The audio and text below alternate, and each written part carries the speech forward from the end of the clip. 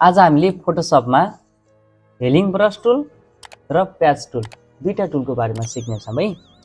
यिनीहरूको प्रयोग चाहिँ खास गरी हामीले फोटो एडिटको लागि लाग्न सक्छौँ। यसको काम कुनै पनि चिजलाई हटाउनु छ भने मेटाउनु छ भने गरिन्छ। जस्तो कि हामीले फोटो एडिटिङ गर्दैछौँ भने त्यो फोटोमा कुनै दागहरू छ भने त्यो दागलाई मेटाउनको लागि हटाउनको लागि चाहिँ यो हेलिङ ब्रश टुलको प्रयोग गरिन्छ। हेर्नुहोस् है कसरी गर्ने भनेपछि सबभन्दा पहिला हामीले फोटो ओपन गर्नु पर्यो। फोटो ओपन गर्नको लागि के गर्ने, अरुणिमा खाली भागमा डबल क्लिक गर्ने, तर हामी मुभ टुलमा चाहिँ हुनुपर्छ है। मुभ टुलमा छौँ भने खाली भागमा यसरी डबल क्लिक गर्नु होला। डबल क्लिक गरिसकेपछि तपाईको फोटो कुन ठाउँमा छ त्यो लोकेसनमा जानुपर्ने हुन्छ। हाम्रो दिस पीसीको न्यू भोल्युम एपको फोटोको कहाँनिर छ, कुन फोटो लग्ने हो त्यसलाई सिलेक्ट गर्नुपर्ने हुन्छ। मैले कुनै एउटा फोटोलाई सिलेक्ट गर्छु है।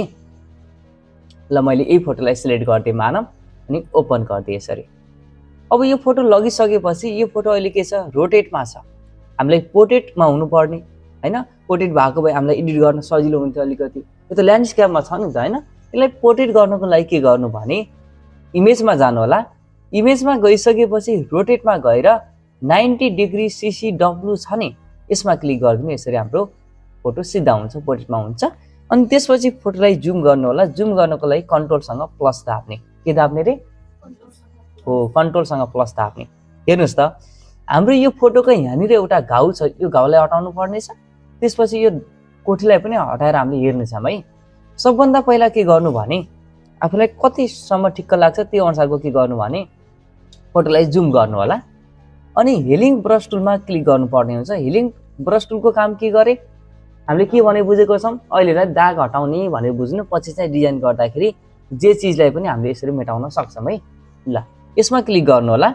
यसमा क्लिक गरिसकेपछि यस्तो खालको एउटा जुन गोल ओभलमा एउटा आइकन आउँछ है, माउसको चिन्ह चाहिँ चेन्ज हुन्छ। अब तपाईँले यसलाई ठुलो सानो गर्नको लागि किबोर्डमा रहेको ओपन ब्राकेटले सानो गर्छ भने क्लोज ब्राकेटले यसरी ठुलो गर्छ। यो ब्राकेटलाई तपाईँले दाप्नु पर्ने हुन्छ, प्रेस गर्नुपर्ने हुन्छ है। सबभन्दा पहिला के गर्ने रे, यो दागको जति जुन चिजलाई हटाउने हो त्यो बराबरको साइज लग्न पर्यो हैन। ठुलो गर्नुहुन्छ भने फेरि अन्त पनि असर पर्छ के। त्यही भएर जति चाहिन्छ त्यति बराबरको यसरी यसको आकार बनाउने। हामीलाई यति भए पुग्छ लगभग। अब त्यसपछि हामीले यहाँनिरको कलर लगेर छोप्न सक्छौँ।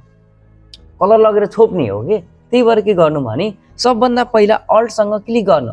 तपाईँले अल्ट दाप्नु भएन भने यस्तो भन्छ है, अल्ट क्लिक भन्छ है। त्यही भएर के गर्नु पर्यो, अल्टसँग अल्ट दाबेपछि यस्तो चिन्ह आउँछ, चिन्हलाई पनि ख्याल गर्ने अनि क्लिक गर्ने। क्लिक गरिसकेपछि अब यसमा क्लिक गरिदिनुहुन्छ भने यो दाग हटेर गयो। चिनिन्छ? चिनिन्न है। यसरी हामीले हटाउन सक्छौँ। अब यस्तै गरेर यहाँनिरको हल्का घाउ छ, यसलाई पनि हटाउन सकियो है। त्यसपछि तपाईँको यहाँनिर पनि छ, यसलाई पनि हटाउन सकियो।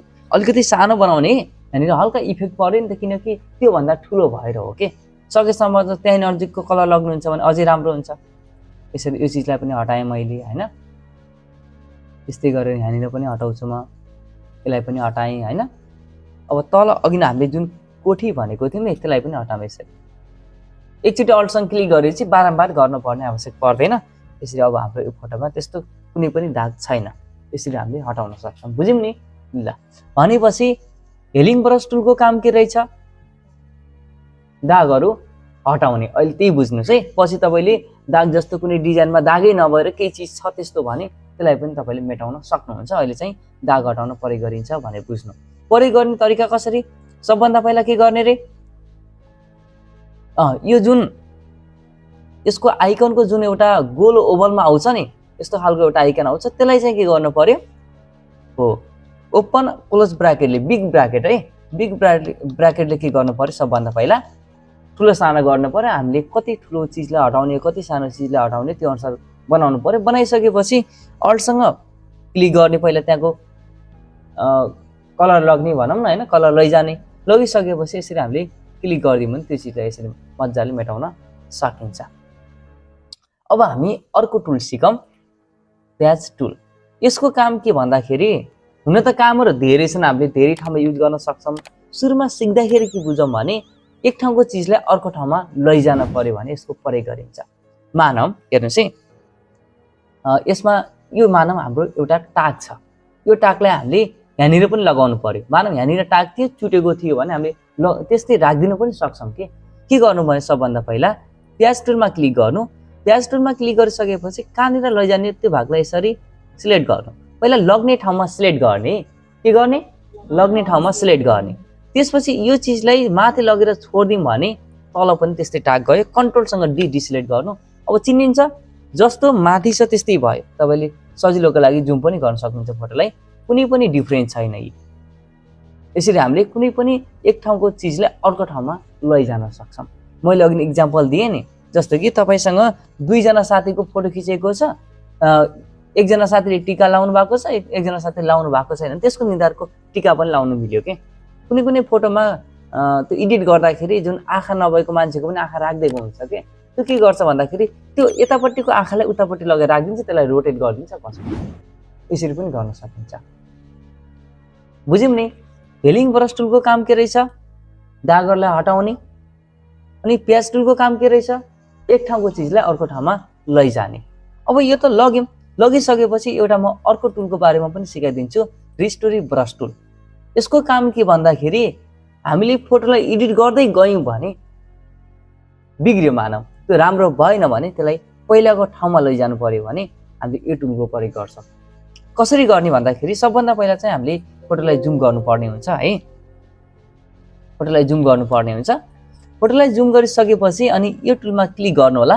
क्लिक गरिसकेपछि सबभन्दा समस्या आउने भनेको यो हेर्नुहोस् त, मान्दैन। किन भन्दाखेरि हामीले फोटोलाई डुप्लिकेट गरेको छैनौँ। फोटोलाई डुप्लिकेट नगरेर हामीले काम गरेको हुन्छ भने सानो एमबीको फोटोहरू छ भने मजाले मान्छ, कुनै पनि फरक पर्दैन। अब यो त क्यामेराले खिचेको फोटो हो, यसको जुन रेजुलेसन हुन्छ त्यो एकदमै धेरै हुन्छ, त्यही भएर यसले गर्न सक्दैन। हेर्नुहोस् है, यो अहिले यस्तो छ। यसलाई मैले यो फोटोलाई जब मैले डुप्लिकेट गर्छु, हेर्नुहोस् है, यो फोटोलाई मैले जब डुप्लिकेट गर्छु, डुप्लिकेट गर्नको लागि सबभन्दा पहिला यसलाई रिस्टोर डाउन गर्नु। रिस्टोर डाउन गरिसकेपछि माथि जुन हेडिङ छ नि, हेडिङमा राइट क्लिक गर्नु। राइट क्लिक गरिसकेपछि डुप्लिकेटमा क्लिक गरेर कुनै एउटा नाम दिनु। जस्तो कि मैले 1 2 3 नाम नदिएपछि फेरि फोटो पछि चिन्न गाह्रो हुन्छ है, डुप्लिकेट कुन हो ओरिजिनल कुन हो भनेर। ओके गर्नु। अब ओके गरिसकेपछि हाम्रो 1 2 3 भनेको के हो?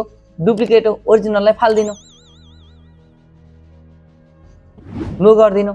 अब जे काम गर्नु छ यसलाई गर्ने हो। अब यसलाई अघि नै हामीले डुप्लिकेट गरेको भए अहिले यो टुल एक्टिभ भयो कि नै? मजाले भयो। हेर्नु त, अब मेटाउन सकिन्छ। अब अहिले चाहिँ हाम्रो मेट्दैन है, किनकि हामीले भर्खरै डुप्लिकेट गरेको छौँ।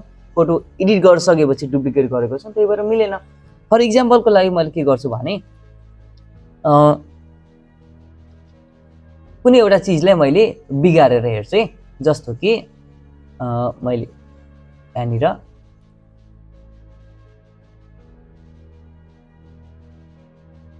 सानो कोठी नै बनाइदिएला, ब्ल्याक कलर युज गर्छु।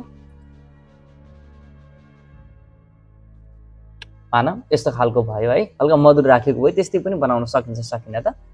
अब यो चिजलाई मैले अर्को ठाउँ पनि लगेँ। यहाँ सिलेक्ट गर्न पर्यो।